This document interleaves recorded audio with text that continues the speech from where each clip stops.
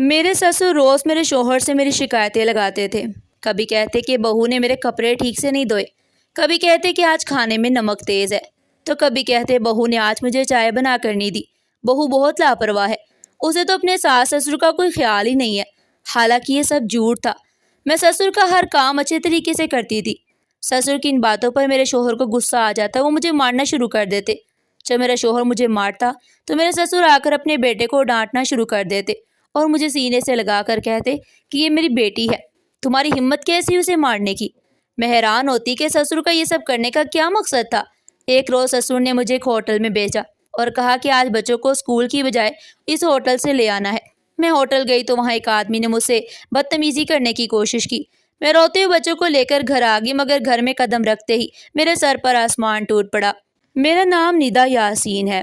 آج بھی میرے شوہر انور جیسے ہی گھر میں داخل ہوئے تو میرے سسر نے ان کے سامنے میری شکایتوں کے ڈھیر لگا دیے۔ انور جیسے ہی مجھ پر ہاتھ اٹھانے لگے تو میرے سسر نے ہمیشہ کی طرح ان کا ہاتھ پکڑ کر روک دیا اور مجھے سینے سے لگا کر کہا، یہ میری بیٹی ہے، تم جانتے نہیں عورت پر بلا وجہ ہاتھ اٹھانا گناہ ہے؟ اور پھر بہو نے ایسی بھی کون سی بڑی غلطی کر دی؟ سب کھانے میں نمک ہی تو تیز ہوا ہے۔ مگر بابا، اگر آپ کو کچھ ہو جاتا تو اس کا ذمہ دار کون ہوتا؟ میرے شوہر نے بابا کو جواب دیا اور مجھے غصے سے دیکھتے ہوئے کمرے سے چلے گئے۔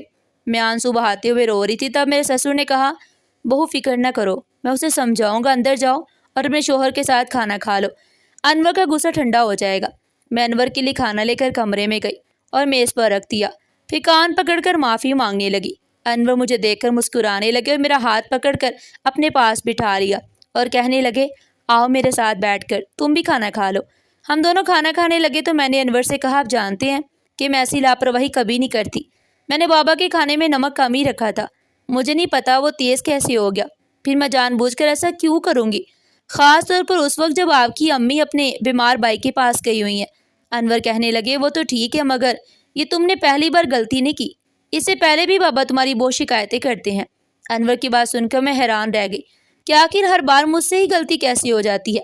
میں رات بھر جاگتی رہی اور سوچتی رہی کہ میں بچوں کے ساتھ اس گھر کی ساری ذمہ داریاں نبھا رہی ہوں، پھر بھی سب کچھ غلط کیسے ہو جاتا ہے۔ یہی سوچتے مجھے نیند آ گئی۔ اگلے دن دوپہر کو مجھے بچوں کو اسکول سے گھر لانا تھا، مگر اسی وقت میرے سسر کی طبیعت خراب ہو گئی، گھر پر کوئی بھی موجود نہیں تھا۔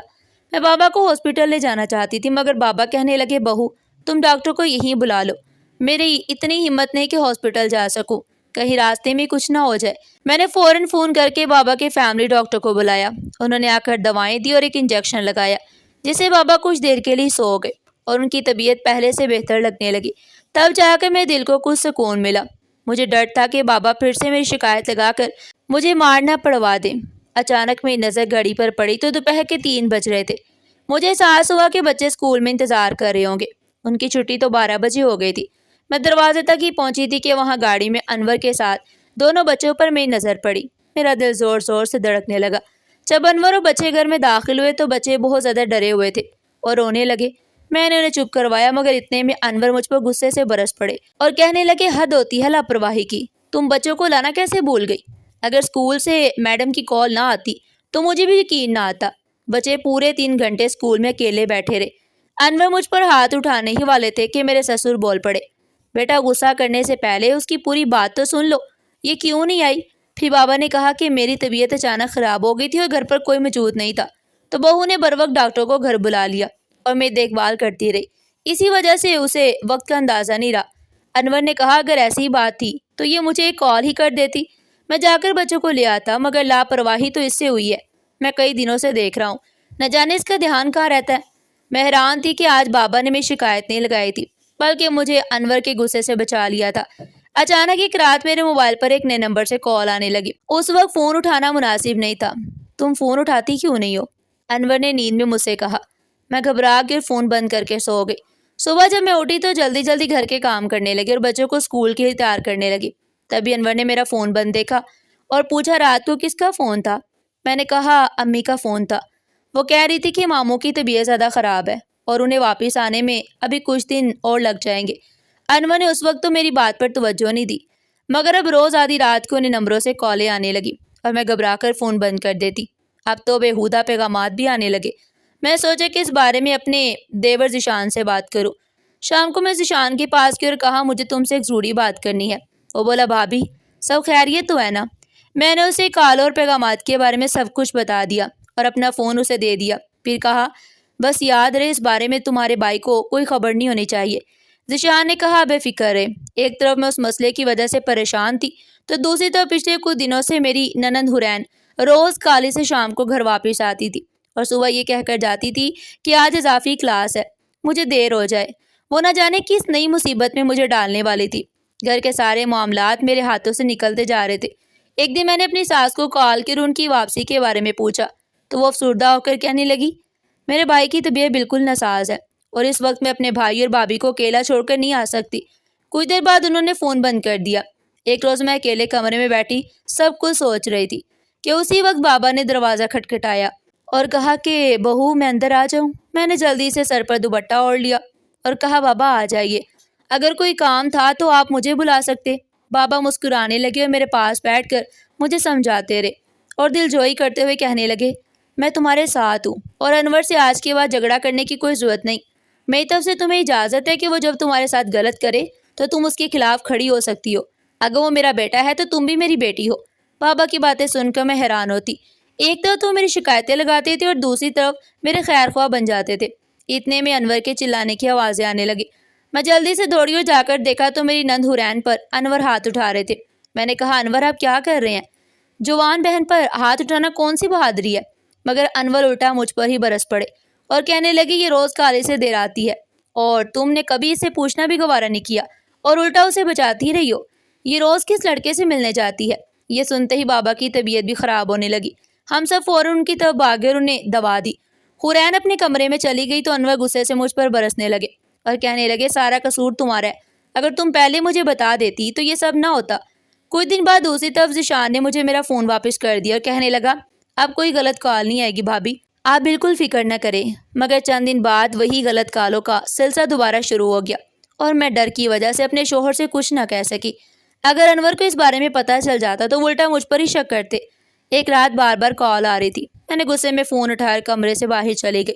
جب میں نے کال اٹھا کر اسے ڈانٹنا شروع کیا تو میں دھنگ رہ گئی کیونکہ اسے میرے اور میرے گھر کے بارے میں پوری تفصیلات تھی اور وہ کہنے لگا وہ مجھ سے شادی کرنا چاہتا ہے، میرے بچوں کو بھی قبول کر لے گا، بس میں اس گھر سے بھاگ کر اسے شادی کر لوں۔ میں نے اسے خوب سنائی مگر میری جان اس وقت نکل گئی جب پیچھے سے انور کی آواز آئی۔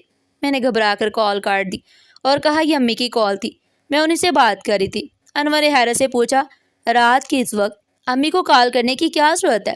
وہ صبح بھی بات کر سکتی تھی۔ میں نے بہانہ بنا کر بات سنبھالی مگر وہ نمبر کس کا تھا اور کون تھا جو مجھے مسلسل کالے اور میسیجز کر کے تنگ کر رہا تھا؟ یہ میری سمجھ سے باہر تھا۔ میں سوچا آخر کب تک یہ بات انور سے چھپاؤں۔ اسے میں نے فیصلہ کیا کہ اپنی سسر سے بات کروں۔ اگلے دن میں نے سسر کو سب کچھ بتا دیا تو وہ پریشان ہو گئے اور کہنے لگے ابھی انور کو کچھ نہ بتانا، تم اس کا غصہ جانتی ہو، وہ الٹا تم پر شک کرے گا۔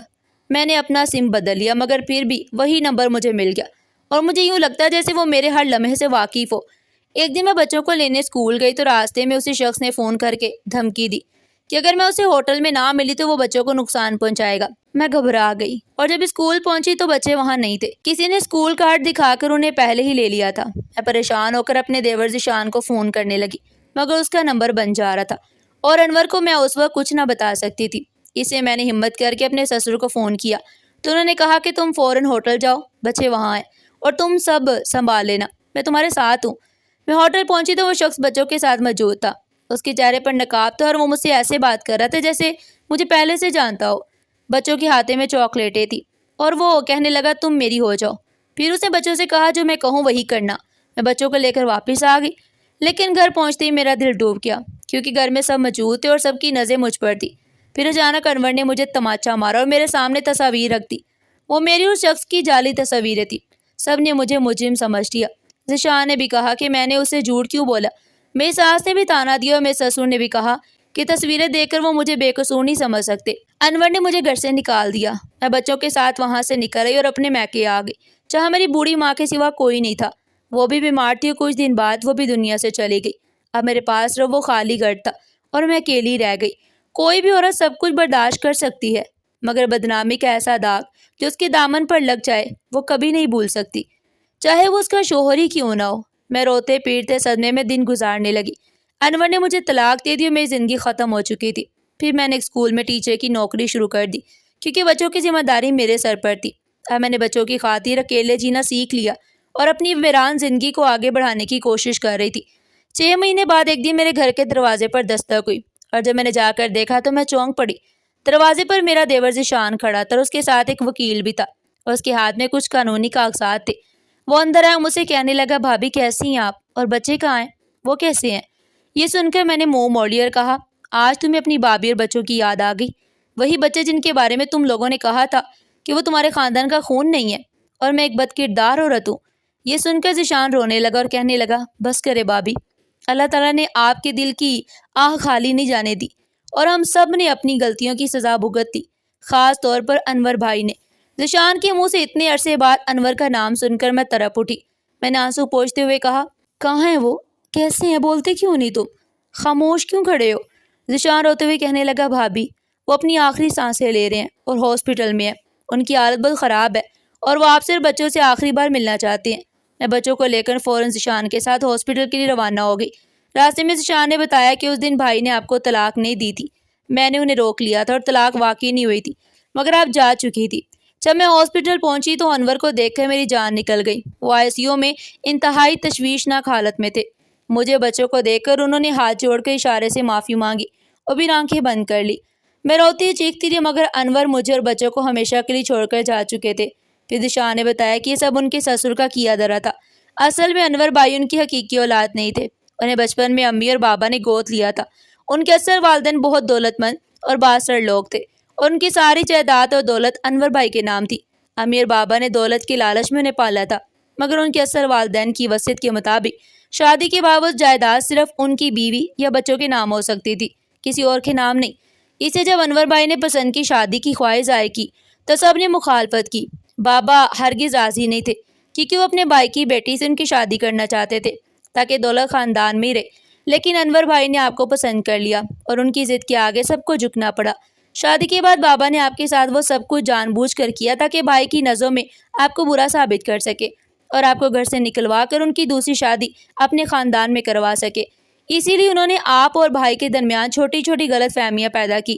روز بھائی سے آپ کی پٹائی کرواتے، کھانے میں نمک خود بڑھا دیتے اور الزام آپ پر لگا دیتے، دھلے ہوئے کپڑوں پر مٹی لگوا دیتے، بچوں کو اسکول کی جان بوجھ کر دیر کرواتے اور جب یہ سب ناکام ہوا تو پھر غلط نمبروں سے کالے کروائیں، جھوٹی تصویریں بنوائیں اور آپ کو بدنام کرنے کا پورا منصوبہ بنایا۔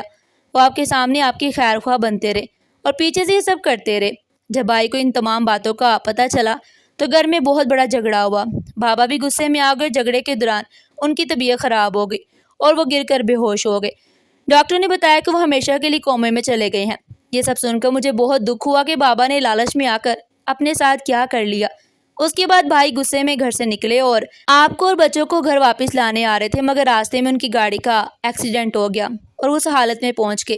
جب میں گھر واپس آئی تو میری ننند اور میری ساس نے مجھ سے ہاتھ جوڑ کر معافی مانگ لی۔